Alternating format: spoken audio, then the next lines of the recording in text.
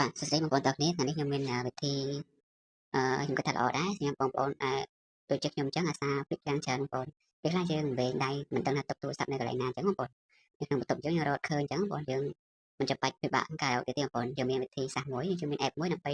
ធ្វើការស្វែងរកទូរស័ព្ទរបស់យើងហ្នឹងបងប្អូនអូខេតាដំបូងយើងចូលទៅកាន់ Play Store ដើម្បីដំឡើងកម្មវិធីមួយបងប្អូនយើងចូល Play Store មកអូខេចូល Play Store មកតមកយើងចុចលេខប៊ូតុង search នេះយើង search ជាវាយពាក្យថា find តែមកវាចេញពាក្យខាងលើគេបងយើងចុចពាក្យលើខាងលើគេមក find phone anti hypnotic នេះបងចុចលើហ្នឹងមកអូខេ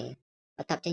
ពីចុចមកវានឹងមានពាក្យថា install នេះបងដោយសារខ្ញុំបានតឡើងវាហើយវាចេញពាក្យថា open តែបើសិនជាបងប្អូនមិនទាន់ឡើងទេវានឹងចេញពាក្យថា install អញ្ចឹងបងប្អូនចុចពាក្យថា install មកអូខេឥឡូវយើងសន្មតថាយើងបានតឡើងកម្មវិធីនឹងហើយចាំតមកយើងចេញពី app store ចេញពីកម្មវិធីហ្នឹងមកយើងចូលទៅកាន់កម្មវិធីដែលយើងបានតឡើងមិញបងនេះជាកម្មវិធី find phone មិនដែលយើងបានតឡើងមិញក្នុងកម្មវិធី Play Store បងយើងចុចចូលលើកម្មវិធីហ្នឹងមកដើម្បីជួយកំណត់វាបន្តិចបងប្អូនចូលមកបងប្អូននិសាកម្មវិធីនេះជាកម្មវិធី free អញ្ចឹងវាមានពាណិជ្ជកម្មបន្តិចបងប្អូនអញ្ចឹងបងប្អូនចាំបន្តិចទៅអូខេតោះមកយើងចុចពាក្យថា next បងប្អូនចុចពាក្យ next យើងចុចពាក្យថា next ទៀតចុច next ទៀតចុចពាក្យ go អូខេបន្ទាប់មកវាជាផ្ទាំងបែបនេះយើងទៅការនេះបងប្អូនយើងទៅការយើងស្រួលមកក្រោមមកយើងទៅការរើសនៅសម្លេងនេះយើងចង់ឲ្យវា alert បងប្អូនចង់ឲ្យវាស្រេចរោនៅពេលយើងរកវាអញ្ចឹងបងឧទាហរណ៍ខ្ញុំចុចនេះបងប្អូនអាចសញ្ញាកតាមុខទៀតនេះខ្ញុំចុចលើវាតបមកវាចេញយើងកំណត់ខាងក្រោមនេះបងប្អូននេះតែយើងជ្រើសយក100សម្លេងយក100មកអូខេបន្ទាប់ពីយើងរើបាក់នេះយើងដាក់កន្លែងនេះយើងដាក់ flash តែយើងដាក់ជាភ្លើងបងប្អូននេះសម្លេង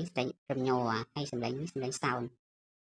អូខេបន្ទាប់មកបន្ទាប់យើងកំណត់វារួចយើងចុចពាក្យថា tick នេះបងចុច tick មកតោះយើង scroll ឡើងទៅលើវិញតើបងប្អូនឃើញពាក្យប៊ូតុងនេះ tap to activate អញ្ចឹងបងប្អូនដើម្បីដំណើរការកម្មវិធីនេះយើងចុចពាក្យថា active មកចុចលើប៊ូតុងហ្នឹងមកអូខេបន្ទាប់ចុចប៊ូតុងហ្នឹងមកយើងនឹងចូលទៅមើលលទ្ធផលដែលយើងបានកំណត់អស់គ្នាបងប្អូនអូខេយើងចុចកម្មវិធីហ្នឹងមកអូខេ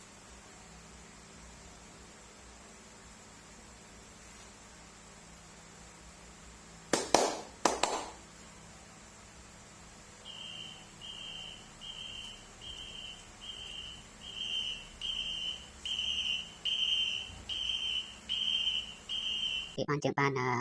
មើលពីលទ្ធផលដែលយើងបានកំណត់ហើយបងប្អូនគិតយ៉ាងម៉េចដែរបើសិនជាបងប្អូនគិតថាវីដេអូនេះវាមានប្រយោជន៍ល្អបងប្អូនជួយ like ជួយ comment ផងណាបងប្អូនអូខេអរគុណច្រើនជួបគ្នានៅវីដេអូក្រោយបាយ